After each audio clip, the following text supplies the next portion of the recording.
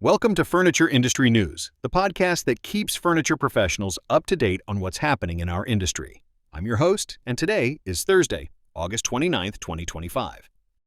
Let's start with some encouraging news about retail sales. Furniture store sales have been showing impressive strength this year, with growth hitting 5.7% for the first 7 months of 2025. That puts us at $78.2 billion in total sales, which is actually performing better than many other retail segments. To put this in perspective, overall retail sales only grew 3.8% during the same period. What makes this even more impressive is that we're outpacing categories like restaurants and bars at 5.2% growth, motor vehicle dealers at 5%, and clothing stores at 4.2%. Only a few segments beat us out, including miscellaneous retailers like pet supply stores at 8.2%, and non-store retailers like e-commerce at 6.7%. This growth comes after nearly 18 months of declines that ended last September, so we're seeing a real turnaround in consumer spending on furniture. However, there are some challenges ahead that could impact this positive trend.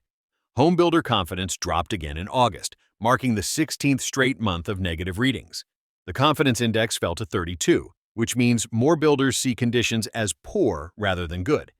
This matters for our industry because new home sales directly drive furniture purchases as people need to furnish their new spaces.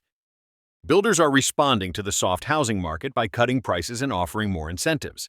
About 37% of builders surveyed reported reducing prices in August, with average cuts of 5%. Meanwhile, 66% are using sales incentives, which is the highest level since before COVID. The main culprit here is affordability, with mortgage rates staying above 6% and keeping many potential buyers on the sidelines. Speaking of challenges, there have been major changes to international shipping that are already causing headaches for many businesses. The Trump administration ended the de minimis rule, which previously allowed items under $800 to enter the country without tariffs.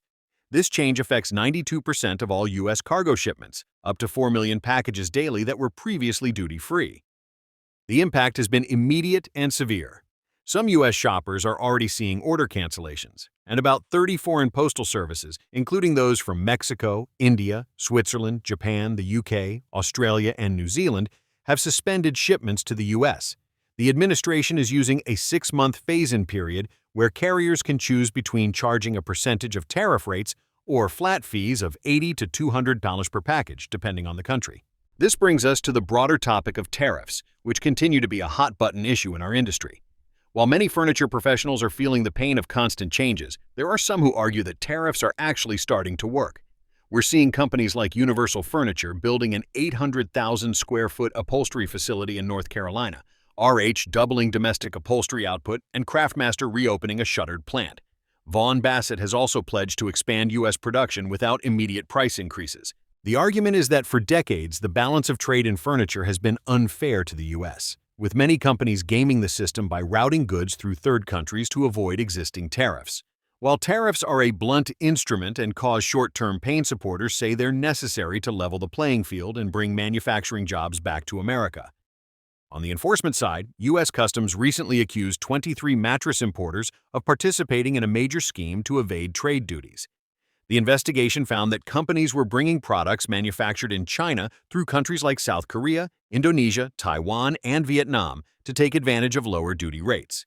This scheme resulted in more than $250 million in revenue owed to the government. What's particularly interesting about this case is how sophisticated these operations were. Customs officials visited factory locations only to find that some didn't exist, including one that had been destroyed in a fire in 2023 and never rebuilt. Many of the companies involved had suspicious U.S. addresses, including locations at strip mall restaurants and post-net shipping centers. Some were even listed as residential addresses with companies operating as neighbors. The duty rate differences were staggering. While Chinese mattresses faced anti-dumping rates up to 1,731%, the same products routed through Indonesia only faced a 2.2% duty rate. Products from these companies were being sold through major retailers like Amazon, Wayfair, and Walmart, showing how widespread this type of evasion can be. Moving to more positive industry news, the American Home Furnishings Alliance recently held its marketing and PR conference where industry leaders shared insights about brand storytelling. The key message was that successful branding depends on authenticity, the right partnerships, and staying true to core values while being willing to evolve. Doug Bassett from Vaughan Bassett was refreshingly honest about his company's branding missteps, particularly their infamous Elvis Presley furniture line from years ago.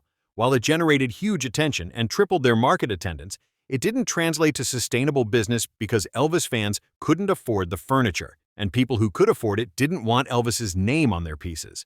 However, their current partnership with HGTV stars Aaron and Ben Napier has been much more successful because their values align perfectly with Vaughan Bassett's focus on American-made craftsmanship, supporting local communities, and family values. This shows how important it is to find partners whose brand values truly match your own. In corporate news, Leggett & Platt completed the sale of its aerospace products group for $285 million to investment partnerships. This sale was part of the company's restructuring plan announced in 2024, and the proceeds will be used to pay down debt and strengthen their balance sheet. The aerospace division had 2024 sales of $190 million and operated 7 factories across the US, UK, and France with 700 employees. Finally, on the retail side, we're seeing some changes as Iowa-based Furnish 123 announced they're closing all 3 of their stores after 17 years in business. Owners Lee and Tricia White are retiring and running a final sale with 23% off everything. While it's always sad to see established retailers close, retirements after successful runs are part of the natural business cycle. There's also ongoing legal news as our House and RH agreed to extend the deadline for RH to respond to House's lawsuit regarding former executive Lisa Chi. The case involves allegations of trade secret misappropriation and confidentiality agreement violations, with the response now due in October. That wraps up today's roundup of furniture industry news. From strong retail sales to shipping challenges, from tariff enforcement to successful brand partnerships, there's a lot happening in our industry right now. The key is staying informed and adapting to changes as they come. Thanks for listening to Furniture Industry News. If you found this episode helpful, please subscribe to stay up to date with all the latest developments in our industry. We'll be back with more news and insights that matter to furniture professionals like you.